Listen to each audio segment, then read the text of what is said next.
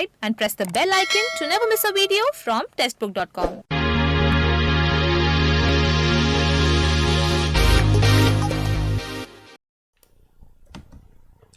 Hello everyone, नमस्कार। स्वागत है आप सबका टेक्स्टबुक.com के प्लेटफॉर्म पर। मेरा नाम आरजू कक्कड़ है और इस सेशन में मैं जिस टॉपिक पे आपके साथ वार्तालाप करना चाहती हूँ, बातचीत करना चाहती हूँ, डिस्कशन करना चाहती हूँ, आप में से जो भी बच्चे यूपीएससी एग्ज़ाम के लिए आगे प्रिपेयर कर रहे हो या देना चाहते हो या सोच रहे हो, क्या होता है इस एग्ज़ाम को लेकर मैंने आपको यूपीएससी सीएससी के बारे में पूरी जानकारी दी थी। अगर आप कभी सोच रहे हो इस एग्ज़ाम के लिए, तो हर एक बच्चे के मन में, मोस्टली बच्चों के मन में एक कुछ मिसकंसेप्शंस बने हुए हैं इस एग्ज़ाम को लेके, या फिर वो मिसकंसेप्शंस जो हैं वो तो हैं ही, लेकिन रियलिटी क्या है वो जानना भी ज़रूरी रह जाता है। ठीक है, अब मिसकंसेप्शंस क्या हैं? काफ़ी तरीके के हैं कि एग्ज़ाम बहुत मुश्किल रहता है, या मतलब लाखों तरीके के मिसकंसेप्शंस हैं, लेकिन उसमें से कुछ मिसकंसेप्शंस जो ऐसे हैं जो कि हर एक के बच्चे के दिमाग में पहले से ही फिट हैं। उन मिथ्स को हटाना है। वो मिथ जो है ना, वो सिर्फ मिथ ही है, वो सच्चाई नहीं है। सच्चाई क्या है वो इसमें देखेंगे,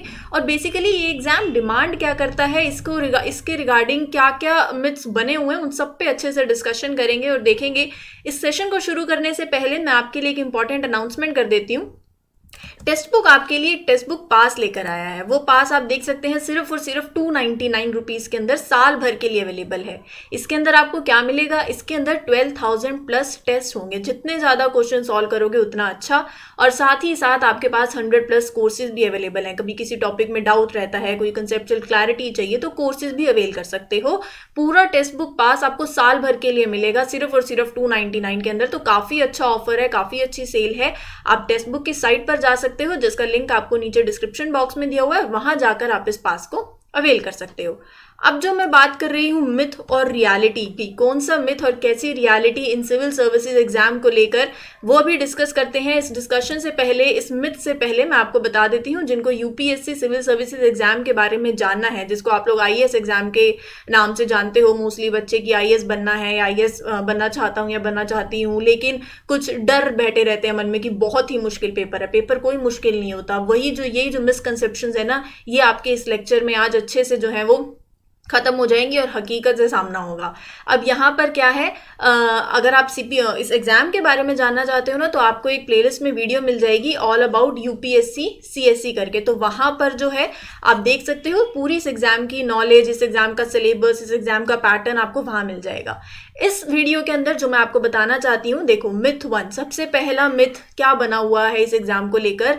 एक हवा जैसे बोलते हैं ना कि ना ये एग्जाम सिर्फ जो ब्रिलियंट और जो टॉपर जो स्कूल और कॉलेजेस में रहते हैं, जो आईआईटीएंस होते हैं, वही एग्जाम को दे सकते हैं। सबसे बड़ा मिथ है और सबसे पहले नंबर का मिथ है। ऐसा क्यों है? क्योंकि कोई भी बच्चा इस एग्जाम को दे सकता है। ज़रूरी नहीं है कि जो ब्राइट और टॉपर रहे हैं अपने स्कूल में वो ही दे सकते हैं। ये एग्जाम ना आपकी कोई पीएचडी या आपकी यहाँ पर 40% वाला बच्चा या 99% वाला बच्चा वो चेक नहीं कर रहा, आपकी अवेयरनेस चेक कर रहा है, आपकी एनालिटिकल स्किल्स चेक कर रहा है। और ये जो बोलते हैं कि आईआईटीएंस जो हैं वही दे सकते हैं, तो हम में, आप में और आईआईटीएन जो होते हैं या आप में से जो भी आईआईटीएन है, क्या डिफरेंस है? डिफरेंस कुछ नहीं है। ब्राइट और टॉपर का डिफरेंस नहीं है। डिफरेंस रहता है आपकी कंसिस्टेंसी का, कि कौन किस तरीके से पढ़ रहा है, किसका जो माइंड है पहले से ही प्री सेट कितना है। ठीक है, यहाँ पर इसकी डिमांड है। 40% वाला, 50% वाला एक एवरेज स्टूडेंट जो है वो भी इस एग्जाम को काफ़ी अच्छे से क्लियर कर सकता है, बहुत अच्छे से क्लियर कर सकता है, गिवन हार्डवर्क जो सब कर रहे हैं, कोई भी बच्चा हो, साथ में स्मार्ट वर्क और इसके कुछ अप्रोच। बेसिकली एग्जाम आपसे क्या डिमांड कर रहा है ये ज़रूरी है। ये ज़रूरी नहीं है कि आप 90% हो या आप 40% हो। सब जो है इस एग्जाम के लिए एक ही प्लेटफॉर्म पे आते हैं और सब बराबर रहते हैं। ठीक है, तो ये अपने दिमाग से बिल्कुल निकाल दो। सेकेंड मिथ जो है वो तो कोविड-19 ने भी दूर कर दिया है इस पैंडेमिक के चलते, कि पैंडेमिक की काफ़ी बुराइयां हमने करी। ऑब्वियसली ऐसा कभी नहीं होना चाहिए, ना आना चाहिए, लेकिन कुछ सिखा कर तो ज़रूर गया है। इस मिथ नंबर 2 को हटाकर गया है। पहल मिथ जो है ये क्या कहता है? The power of professional coaching classes going to Delhi.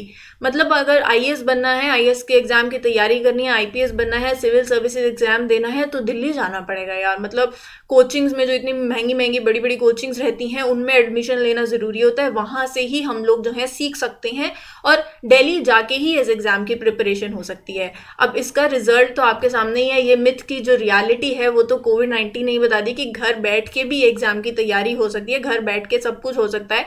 अब यहाँ पर आपका अप्रोच कैसी है? अप्रोच इन द सेंस जो आप कोचिंग क्लासेस में, जो professional coaching classes, powerful coaching classes Delhi जाके जो मिलेंगी, अगर वो नहीं है तो उससे अलावा बहुत अच्छे से, इसकी ज़रूरत भी नहीं है, मैं ये नहीं कहूँगी, मैं ये आपको ये बताना चाहती हूँ कि अगर आपके पास यूट्यूब है ना, साथ साथ अगर आपके पास ऑनलाइन इतना कुछ है तो आप उस यूट्यूब का बहुत अच्छे से फ़ायदा उठा सकते हो। यहाँ पर आपको लाखों में कंटेंट मिलता है अपनी समझ के हिसाब से। आपको पहले देखना है कि किस सब्जेक्ट में आप कैसे हो, ज्योग्राफी में कैसे हो, पॉलिटी में कैसे हो। साथ ही साथ इस यूट्यूब से ना आप इसका बहुत फ़ायदा उठा सकते हो। जहाँ आपको लगता है कि इस मेरे को सब्जेक्ट वाइज चलना चाहिए, आपकी अप्रोच कैसी है, वैसा कंटेंट उठाओ, वहां से अपने कंसेप्ट क्लियर करो, एक प्लान बनाओ, एक स्ट्रैटेजी बनाओ। और कंटेंट तो ऐसा है कि मतलब कंटेंट बहुत है, हमें नहीं पता। मतलब वो होता है ना कि कंटेंट, हम बोलते हैं कंटेंट नहीं है हमारे पास, कंटेंट इतना है, वो समंदर भर के कंटेंट है, उसमें से एक मग जो है वो आपको निकालना है सिर्फ पानी का। वो टास्क रहता है, और वो टास्क आपको कैसे सॉल्व होगा, जहां पर आप अपनी वीकनेसेस को देख पाओगे। और यूट्यूब से कुछ भी सर्च करो, आप तो आजकल तो कुछ भी सर्च करो, जिस भी टॉपिक पे डाउट है बहुत अच्छे से आपको सब कुछ अवेलेबल मिल जाएगा। काफ़ी कुछ यूट्यूब पे मिल जाएगा। मैं आपको यहाँ पे, अगर आपने 3 इडियट्स देखी होगी तो ये बहुत अच्छे से सुना होगा कि टॉपर्स क्या सोचते हैं, I should learn every topic. इस बुक का तो हर एक टॉपिक मुझे पढ़ लेना है कि कल को यहाँ से कोई क्वेश्चन है तो छूटना नहीं चाहिए। मतलब हर एक टॉपिक पढ़ लो इस बुक का, पेज 1 से लेके इंडेक्स से लेके लास्ट चैप्टर तक। ज़रूरत क्या है? स्मार्ट वर्क क्या कहती है? स्मार्ट वर्क कहती है ठीक है, ये क्वेश्चन 2014 में पूछा हुआ था, फिर 2015 में नहीं पूछा, क्या पता आने वाले टाइम में पूछ लें, ये टॉपिक पे काम करना चाहिए। ये अप्रोच, ये 2014 में पूछा है या पेपर, या 2015 में पूछा पेपर है, ये आपको कैसे पता चलेगा? प्रीवियस ईयर पेपर से। प्रीवियस ईयर पेपर्स ना की है इस एग्जाम की। आप कोई भी एग्जाम अभी दे रहे हो, चाहे एसएससी दे रहे हो, आरआरबी, एनटीपीसी दे रहे हो, XYZ कोई भी एग्जाम दे रहे हो, आने वाले 10 साल बाद भी अगर यूपीएससी देना चाहते हो, चाहे 10 साल बाद, 4 साल बाद, 4 महीने बाद, प्रीवियस ईयर पेपर्स मस्ट रहते हैं। वो उसके बिना आप इस एग्ज़ाम को, जो स्टार्टिंग रहती है ना, वो यहीं से ही होती है। तो मेरा ये मानना है कि आप प्रीवियस ईयर पेपर जो है वो ज़रूर देखें। उसके बिना मतलब कोई भी एग्ज़ाम हो, मैं सिर्फ इसकी बात नहीं कर रही, आप कोई भी एग्ज़ाम हो ना, बिना प्रीवियस ईयर पेपर के आई डोंट थिंक कि वो एक राइट अप्रोच रहती है। ठीक है, अब इसके बाद जो नेक्स्ट मिथ है, थर्ड मिथ, ये क्या मिथ है कि 15 to 20 आवर्स जो है वही हमें रिजल्ट दिखा सकता है। मतलब लगे रहते हैं 14 घंटे 15 घंटे पढ़ने में, मतलब ये इतनी लेवल ऑफ स्टडी तो हमें चाहिए ही चाहिए, इसके बिना तो कुछ हो ही नहीं सकता। जैसे 15 घंटे यूपीएससी के लिए तो मस्ट है ही है, 20-20 घंटे पढ़ते रहो, ये बहुत बड़ा मिथ है। मतलब सबसे बड़ा मिथ ही यही है। ठीक है, इसको मैं आज रियलिटी में बताती हूँ। आप 5 घंटे भी पढ़ लो, आप 6 घंटे भी पढ़ लो, वो भी मोर देन इनफ है। ठीक है, बस अब बात क्या आ जाती है, सिर्फ और सिर्फ प्रोडक्टिविटी की। आपकी प्रोडक्टिविटी कैसी है ना, ये डिपेंड कर रहा है। ये टाइम जो आप देखते रहते हो ना, मैं 8 बजे बैठी, मैंने रात के 8 बजे तक काम किया है, मैंने 12 घंटे जो है मैंने कंटिन्यूसली पढ़ती रही हूँ। और जो दूसरा बच्चा होगा ना, वो ये सोचेगा मैंने 5 घंटे पढ़ा है। आप 12 घंटे और 5 घंटे के साथ अपनी प्रोडक्टिविटी मैच करना। At the end of the day आपके नंबर ऑफ आवर्स डिसाइड नहीं करते हैं। अगर आप 5 घंटे भी अच्छे से पढ़ रहे हो, वो 5 घंटे जो आपने पढ़ा है वो ऐसा पढ़ा है कि उसमें से कुछ भी पूछ लिया जाए आपसे, आपके सारे कंसेप्ट्स क्लियर हैं, वो मैटर कर रहा है। नंबर ऑफ आवर्स मैटर नहीं कर रहे हैं। एक पेज भी पढ़ो, अच्छे से पढ़ो।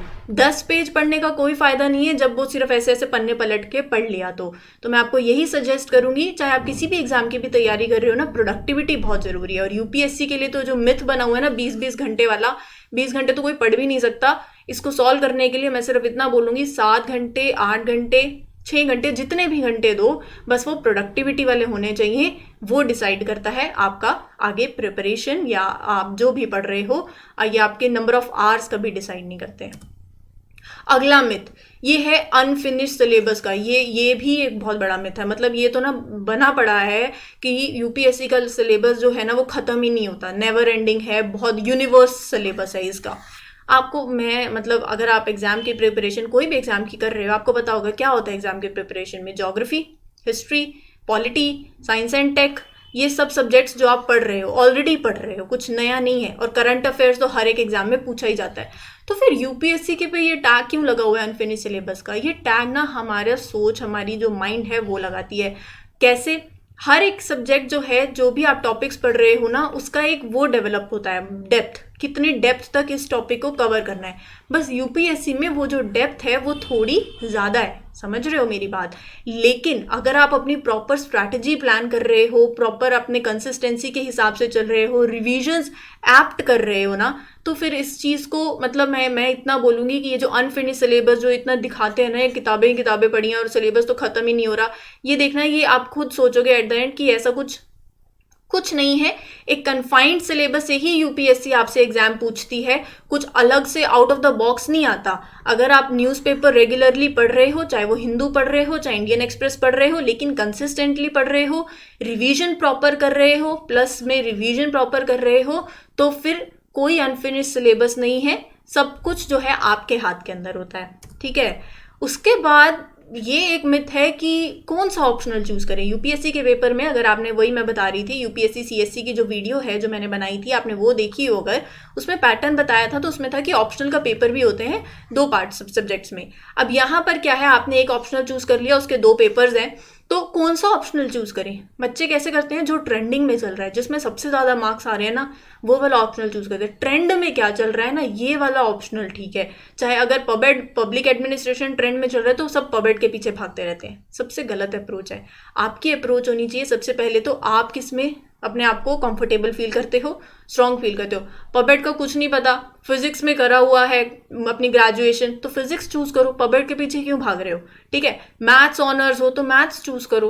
तो जो भी आपके इसमें साइकोलॉजी में इंटरेस्ट है, एक तो आपका इंटरेस्ट तो चलो ठीक है, साथ साथ आपको गाइडेंस अवेलेबल होनी चाहिए उसमें, और मटेरियल जो है वो अवेलेबल होना चाहिए। इन चीज़ों को देखकर अपना ऑप्शनल चूज करो। ऐसे ट्रेंड के पीछे मत भागो। ट्रेंड तो आज 1 साल बाद कुछ है, दूसरे साल बाद कुछ है, 6 महीने बाद ही ट्रेंड बदलता रहता है। ट्रेंड के पीछे मत जाओ, अपने ऑप्शनल को बहुत अच्छे से चूज करो, सोच समझ के चूज करो, क्योंकि यही आपको जो है ना मार्क्स देता है और सबसे आगे जो है वो लेके जाता है ना। बाकी सब्जेक्ट तो सब सेम है, लेकिन आपका ऑप्शनल जो है ये बहुत स्ट्रॉन्ग रहता है। यूपीएससी में इसकी बहुत वेटेज रहती है, ठीक है। एक और मिथ, ये है, it is mandatory to have a good command over English to ace the interview. ये तो मतलब मैं अगर यूपीएससी की भी बात ना करूँ तो जनरल लाइफ में भी हमें ऐसा लगता है कि इंग्लिश नहीं है तो कुछ भी नहीं है। मतलब इंग्लिश तो कमांड स्ट्रॉन्ग होनी चाहिए, ज़रूरी नहीं है। यूपीएससी आपकी इंग्लिश टेस्ट नहीं कर रही। इंग्लिश तो आप 5th-6th क्लास में ही बच्चा बोलना शुरू कर देता है। इंग्लिश की बात नहीं है यहाँ पर, आपकी अवेयरनेस की बात है, आपकी एनालाइजिंग स्किल्स की बात है। कोई करंट अफेयर में कोई टॉपिक आया है, उसको किस तरीके से आपने एनालाइज किया है, आपकी सोच क्या कहती है, आपके व्यूज़ क्या कहते हैं, आपका क्या ओपिनियन है। वो चाहे इंग्लिश में हो या आपकी रीजनल लैंग्वेज में हो, वो मैटर नहीं करता। आप बस किस तरीके से अच्छे से कम्युनिकेट कर रहे हो। सपोज मैं इंटरव्यू में बैठी हूँ, मुझे इंग्लिश नहीं आती और मैं इंग्लिश में समझाने पे लगी पड़ी हूँ, तो ऑब्वियसली सही नहीं है ना। मैं किस में कंफर्टेबल हूँ? If I am comfortable in speaking Hindi, और if I am comfortable in speaking in my regional language, जिसमें मैं अच्छे से आपको कम्युनिकेट कर पाऊँ। अगर मैं आपको कोई टॉपिक समझाती हूँ तो जहाँ मेरे को लगता है मैं स्ट्रांग हूँ कि मैं इंग्लिश में अच्छे से समझा पाऊंगी, बायलिंगुअल लैंग्वेज में, हिंदी इंग्लिश दोनों में समझा पाऊंगी, या सामने वाले को किस लैंग्वेज में अच्छे से समझ आ जाएगा। मेरा क्या, अपने आप को देखो कि आप किस में स्ट्रांग हो, आपकी अवेयरनेस, आपका। अब आप इंटरव्यू में भी बैठोगे ना, वो आपकी इंग्लिश टेस्ट नहीं करेंगे, वो ये देखेंगे आसपास जो है, आसपास की सराउंडिंग जो है, एग्जाम की जैसे तैयारी कर रही, आप अवेयर कितने हो चीज़ों को लेकर, ये टेस्ट होता है सबसे बड़ी बात। और दूसरी बात ये भी है, यूपीएससी एस्पिरेंट्स जो है 22 ऑलमोस्ट रीजनल लैंग्वेजेस में वो अपने इंटरव्यू जो है और अपने पेपर भी दे सकते हैं अपने कंफर्ट के लेवल के हिसाब से, ठीक है। तो ये जो इंग्लिश वाला मिथ है ना, ये अपने माइंड से निकाल दो, जो कि अगर आपको एग्जाम देने से या प्रिपेयर करने से रोक रहा है तो। उसके बाद एक और है कि ना, हर एक सब्जेक्ट, हर एक टॉपिक के बारे में एक आईएएस एस्पिरेंट को तो पता ही होना चाहिए। ये तो अगर आप प्रिपेयर भी कर रहे हो या करना चाहते हो तो ऐसा होगा, कोई आएगा, मामा, चाचा, पापा, मम्मी, भाई, दोस्त, कि यार ये चल, मतलब कोई भी टॉपिक बता देंगे कि तुझे ये नहीं पता, तू तो आईएएस एस्पिरेंट, आप तो आईएएस एस्पिरेंट के लिए प्रिपेयर कर रहे हो, आप तो आईएएस एस्पिरेंट हो। मतलब ये सवाल जो है ये सबका रहता है। मैं आपको ये बताना चाहती हूँ कि और अगर फिर आप प्रिपेयर भी करते हो ना, तो ये होता है हर एक टॉपिक ना अच्छे से कवर कर लूँ। एक्सपर्ट नहीं बनना है।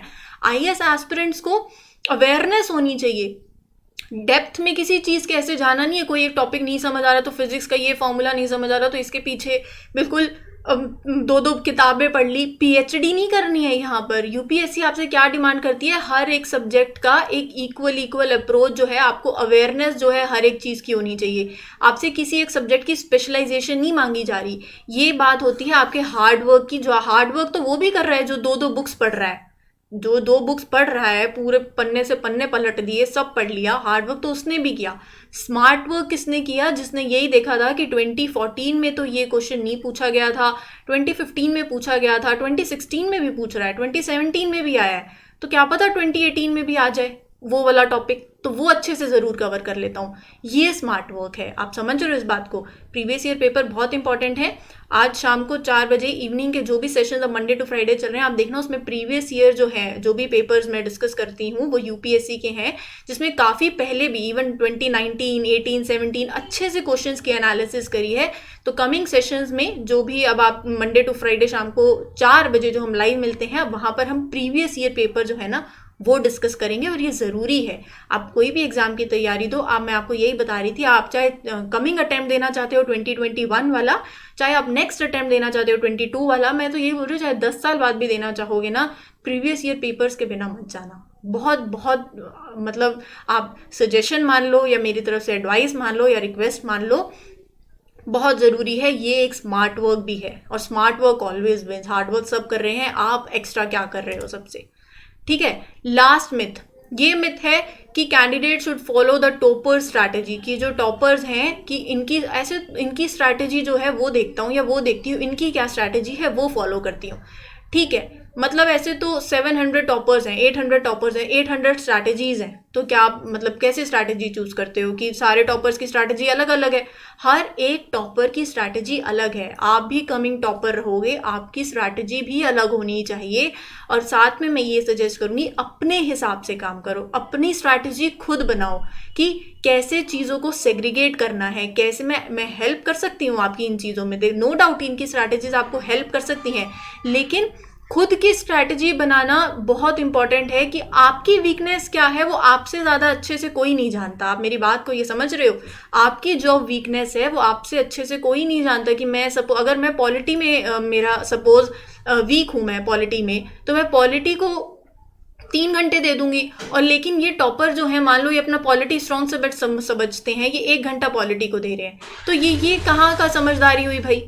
तो इसको अवॉइड करो, अपनी स्ट्रैटेजी खुद बनाओ, अपने हिसाब से प्लान करो चीज़ों को कि आपको क्या लगता है, आपको 2 घंटे किस चीज़ को देने की ज़रूरत है, आपका टाइम कहाँ जा रहा है, दिन में पढ़ना है, रात में पढ़ना है, कैसे पढ़ना है, संडे छुट्टी लेनी है, 15 दिन बाद एक ब्रेक ले लेना है। तो ये इंडियन एक्सप्रेस आप किस में कंफर्टेबल हो, इंडियन एक्सप्रेस पढ़ने में हो या हिंदू पढ़ने में हो, ये आपका ओपिनियन है, आपका मैटर है, आपकी स्ट्रैटेजी है। तो खुद से स्ट्रैटेजीज बनाओ, वर्क करेंगी, वर्क नहीं करेंगी, आपको रिजल्ट्स देंगी। और रिजल्ट क्या है? रिजल्ट यही है कि आपकी स्ट्रैटेजी जो है ना वो टॉपर्स की स्ट्रैटेजी में आ जाएगी, समझ रहे हो? लेकिन स्ट्रैटेजी अपनी होनी चाहिए, सबकी इंडिविजुअल स्ट्रैटेजी होती है। तो आई गेस ये जो कुछ मिथ्स थे ये आपके आज खत्म हुए होंगे, रियलिटी से सामना हुआ होगा, जो कि अच्छी रियलिटी है। ऑब्वियसली मिसकंसेप्शंस कभी भी नहीं रहने चाहिए। तो आई होप आपको यहाँ से काफ़ी कुछ जानने को मिला होगा, काफ़ी आपके मिसकंसेप्शंस दूर हुए होंगे। अगर आप प्रिपेयर कर रहे हो या करना चाहते हो, तो जो भी एडवाइसेस आप जिस भी रिगार्डिंग चाहते हो, क्या क्या सोर्सेज रेफर करने हैं या कुछ भी, अगर आप यूपीएससी एग्जाम के बारे में कुछ जानना भी चाहते हो या आपके कोई भी क्वेश्चंस हैं, तो आप कमेंट सेक्शन में मेंशन कर सकते हो, कीपिंग इन दैट पॉइंट कि आपके क्या कमेंट सेक्शन में जो भी व्यूज, जो भी आपके कमेंट्स आते हैं, तो उस बेसिस पे I prepare a next video for you. Till then, I wish you all a very best of luck and thank you from my side.